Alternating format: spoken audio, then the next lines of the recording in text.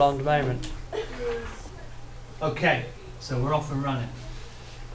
Experimental probabilities then. Now what we've been doing so far is we've been working on what is called a theoretical probability. Right? Theoretical. Now have you heard the word theoretical or theory? Yes. Yeah. Have you got a definition for theory? What do you think? Well, for example, like something that you think theory is about like writing and stuff. it's Because like I have a singing lesson that you have like a theory test and a singing test. Okay, so yeah, there's a difference between theory and practical in some subjects. a theory is where you think something is true and you have to try and find a lot of ways differently to prove that it's true. Potentially, yeah. Is it like science experiment? Well, that's the If you're a science experimental. person, you have a theory. You get a theory about a meteorite or something, or what's inside, or a new element, and you have to prove it, basically. Yeah, having a theory is having an idea of something. Okay, it's not necessarily something that's actually happened. Okay, so theoretical probability is what we describe when we talk about when we roll a dice, because if we say a probability of getting a 6 is 1 out of 6, there's actually two ways to look at this. Okay, so the probability of getting a 6 when you roll a dice is 1 out of 6. Now, there are two ways to think. That is, there is 1, 6, and there are 6 numbers. Okay, that's why it's 1 out of 6. However, another way to think of this probability is that if I roll a dice 6 times, I would expect to get a 6 once. But you couldn't be certain because you don't know which way gravity's going to pull the dice. Exactly. Or Yeah. whichever way you want to put it. So would it be it's very theoretical. No. So we would say either one number out of 6 numbers, or what we're talking about today, I would expect to get one lot of 6, 1 6, every 6 throws. Okay? That means if I have a die, whatever you want to call it. Correctly, it's die. If you have a die, right? Now, if I have a die and I roll it, I would expect, okay, I've got a 5, right? And then I get another 5. Well, that already ruins things, but that's the thing with theoretical. I've got a 3. 3 in and no 6s. Another 5. 3, A 2. 5, Got one 3, more. 2. A 3. That's So this dice didn't give me the result I expected. It didn't give me a 6 in 6 throws. So this is more what could happen. Okay, so theoretical probability is what could happen based on the maths. Right? Now, theoretical probability, okay, will become true or real the more you do something. Okay? So, we could say probabilities become closer to theory the more you do something. So, if I've rolled a dice 6 times, I didn't get a 6, that's not a problem. If I roll it 12 times, I might end up with 2 6s. The next 6 times I might end up, so that would be correct. I might though have to roll it 1,000,000 times before I get the right number of 6s. And even then I might not get exactly what I want, but I will get very, very close to what I'm thinking should happen. So that's what theoretical probability is. Okay? Yeah. What does that word say? So probabilities become closer to theory the more you do something.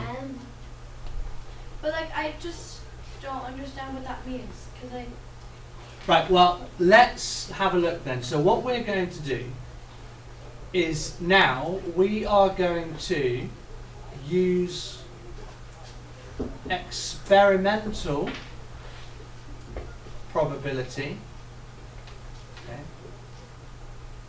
to try and confirm the theoretical probability. Okay. Now, experimental probability is when you get a probability having done something. So theory is just what you think is going to happen. Experimental probability is when you've actually done something. Right? So we think, theoretically, the probability of getting a 6 on a dice is 1 out of 6. And that would mean that if I roll it 6 times, I should get 1 6. If I roll it 12 times, I should get 2 times 6. 2. So I'm going to draw a little table here. Okay. Do you also need to draw? Yeah, you're going to do this. Okay. Theory. So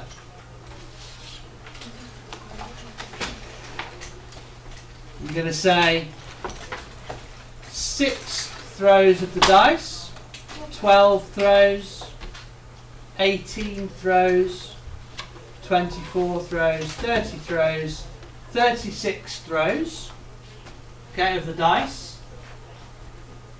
How many 6s do we expect to get after 6 throws? 36. How many? 1. 1. How many 6s? Yeah? So the number of 6s that I expect. After 12 throws, 2, 3, 3, 4, 4, 5, 5, and 6. 6. What we're going to do now is we're going to then check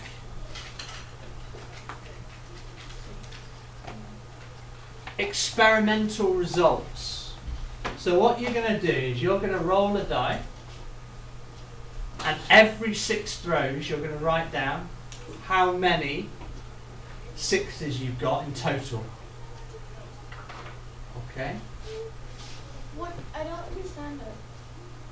What don't you understand? Well, I mean, so you write down how many you've got? Yeah, so for instance, for me, so don't write this down. How many 6s did I get after my 6 throws? 0. 0. So I'm going to write a 0 in. And then I'm going to roll it another 6 times. I got, a 6 first time out. I did actually get that 6. Oh, I got another 6. Genuinely, Yeah. 2 6s. That's 2 throws, so that's 8. No 6, that's 9. Another 6, 10, Why are you saying 10 and 9? 11, because it's how many throws in total? 6. So actually, now after 12, I got 4 that time. So I've got 0 plus 4 makes 4. 4. So after 18 throws, I will get 4 plus however many I do. So I'm going to roll it another 6 times. So I'm going to do a 5, a 2, 6, one more, a 1. How many is that? 4 throws. A 1, 5 throws. 6. So I've got 2 more. 6. So I've got 6 after. Okay. Now you are going to do that for yourselves and record your own results. Okay? So we've got these results from you rolling your dice. Okay? Now, in theory, okay, after 36 rolls, okay, in theory after 36 rolls, you guys should have achieved a total of 6 6s. Okay? Now, we have that once, we have that twice, we have that 3 times. So actually, that's quite a lot of you that actually achieved. So your probability of getting a 6 out of 36 rolls is correct. 6 times. Okay?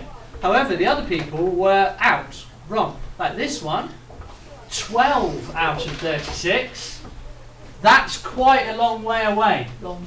However, does that mean something's wrong? Did I give her a biased dice? Did you? Yeah. No. What is likely to happen to Millie's results as she carries on rolling the dice? They will always become bigger and bigger. Well, no, they won't just keep getting higher and higher. There will be a set of 6 rolls where Millie will just end up with, I mean, this for the next 20 rolls could just be 12, 12, 12, 12 and not go up at all. But it could never get lower. It won't go lower, no, but let's say she doesn't roll any more 6s. That 12 could come back. Now these people that have got spot on, at the moment these 6s, they might roll 5 6s in the next 6 rolls. And then it'd be really high.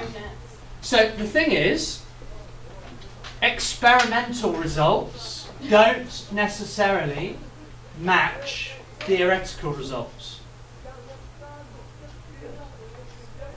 Long. The more you do something, right, this is important, the more Didn't you write that? you do, yeah, I'm going to write it again, and you are too. The more you do an experiment, okay, the closer the, can you write this, Nico, please? The closer the experimental probability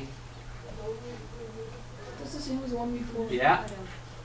will be to theoretical. I want you to write it again because it's the most important thing about it all. Okay? Because there will be questions. Okay? There will be questions in a test or something that will say, how do we make our experimental probability better? And you are going to say, Doing it more time. do it more times. Okay? That's how we do it.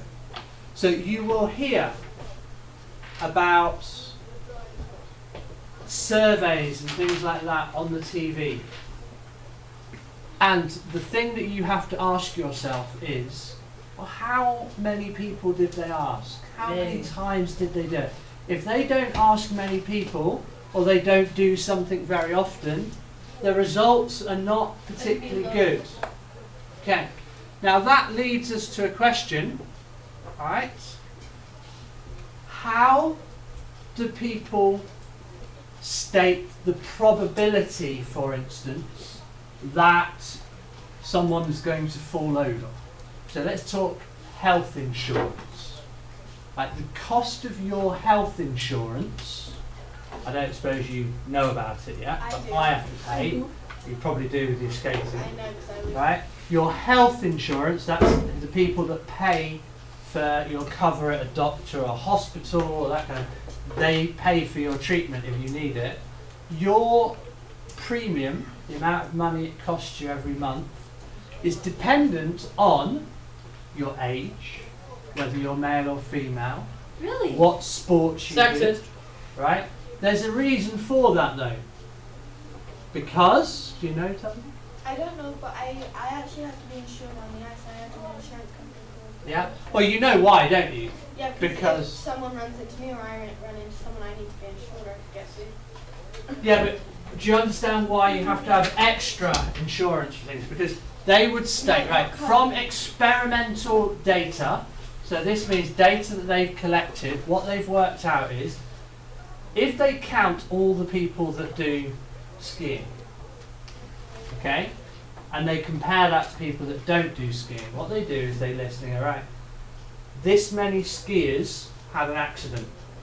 This many people that didn't ski Oh, that's scary. had an accident, and it's very different. So you would expect people that ski to have a lot more accidents and therefore a lot more treatment, yeah? So they will look at you and say, do you ski?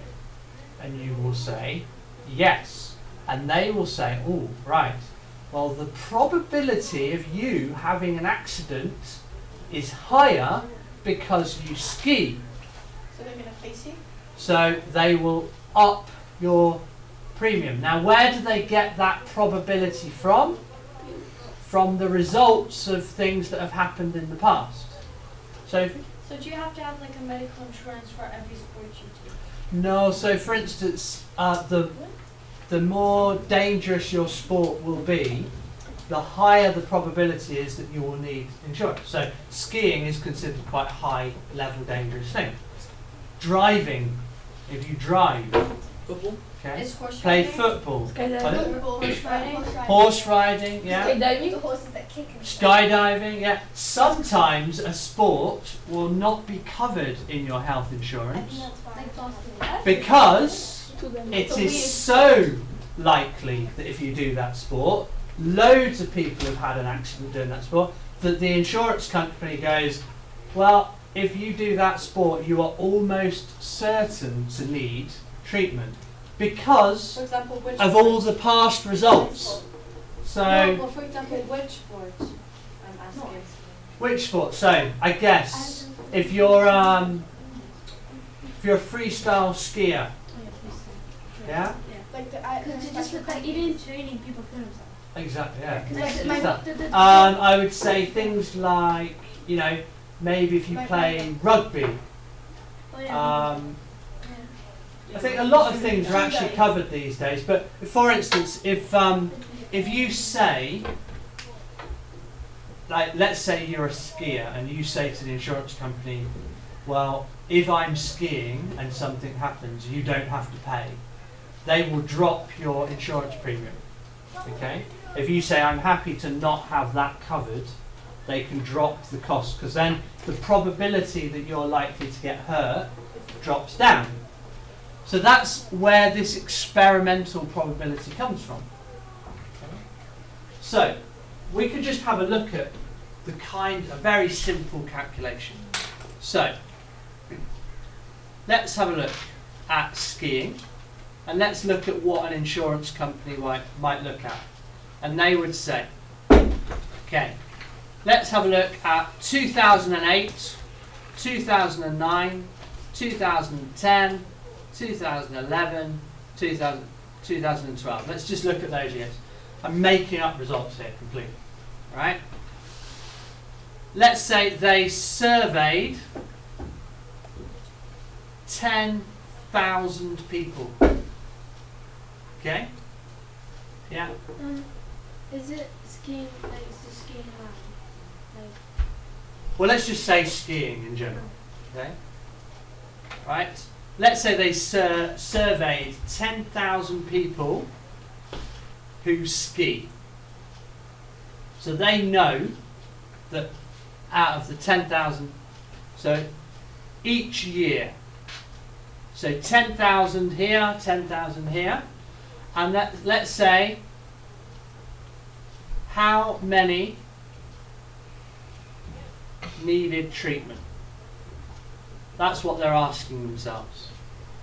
And let's say in 2008, 812 people needed treatment.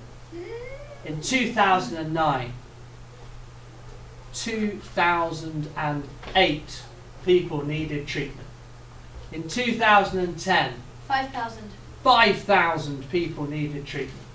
In 2011, bad season, 7,000. 7,080. 700. Oh. Bad season, no one went skiing. But it doesn't matter. That 2012, was amazing. So, great season, lots of avalanches everywhere. Let's say 80,000. out of 10,000, Yeah. 80,000 out of 10. 20,000 survived. That's like Tabitha's moment the other day. No, not the other day, just earlier. 20,000. Out of 6 rolls of the dice, I got 8 sixes. Out of 10,000 people, 80,000 got injured. Yeah, 20,000 people survived. It's lucky. Out of 10,000 people, Yeah. not 100,000. You mean 8,000, not 80,000. 80,000. Oh! You've done great. Okay. Wow, I'm really done. Let's do 6,000. Okay. Always worse. Now, here's the thing. So, we've got this. Now, the probability of an injury, okay, in 2008 was 812 out of 10,000. 10,000. Okay. The probability of getting injured was 1/4. 2008 out of 10,000. 1/4. We got 5,000 out of 10,000. Half the people had an injury. 700 out of 10,000, and then finally 6,000 out of 10,000. Now, obviously, these numbers are just me making them up with you, so they're not real in any way. But you can see what they would do. Now, here's the final step. We could say the overall probability of an injury, okay, is how many out of 50,000. So how do we decide the overall probability of an injury if you ski?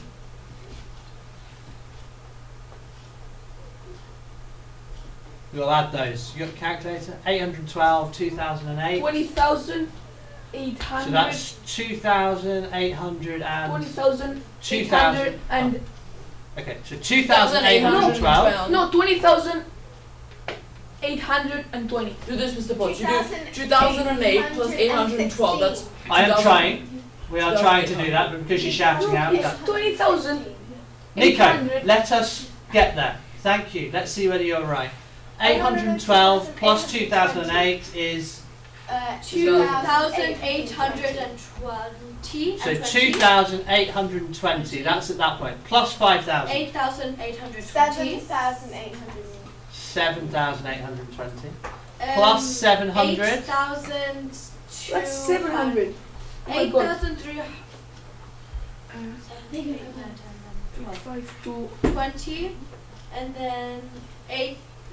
Plus No. 6,000. I thought it was 7,000. 14,000. 520.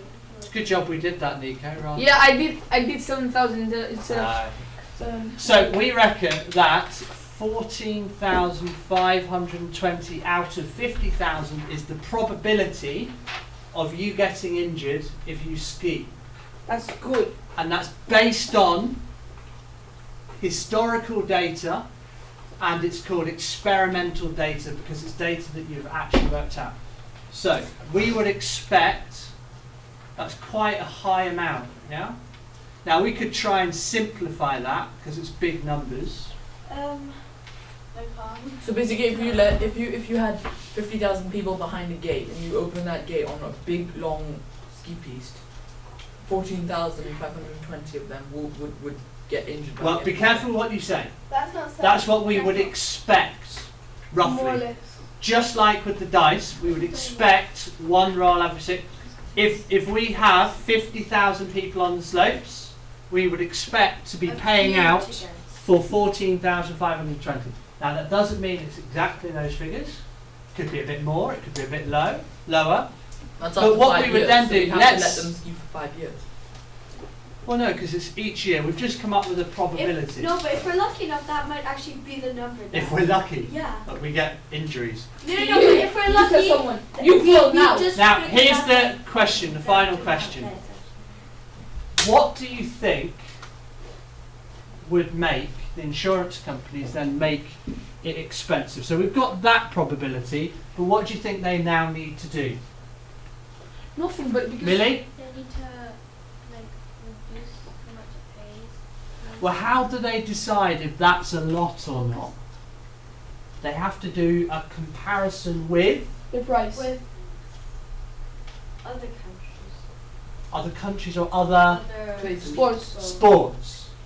If we were to do the same thing with other sports, we could decide whether that's normal for people that do sport, because that number probability might be the same for swimming. Might be. It might be the same for horse riding. It might all be roughly the same. We don't know until we do the analysis, and that's what people do. They do their job is to do the analysis. Okay, the probability. We'll look a bit more into experimental next time.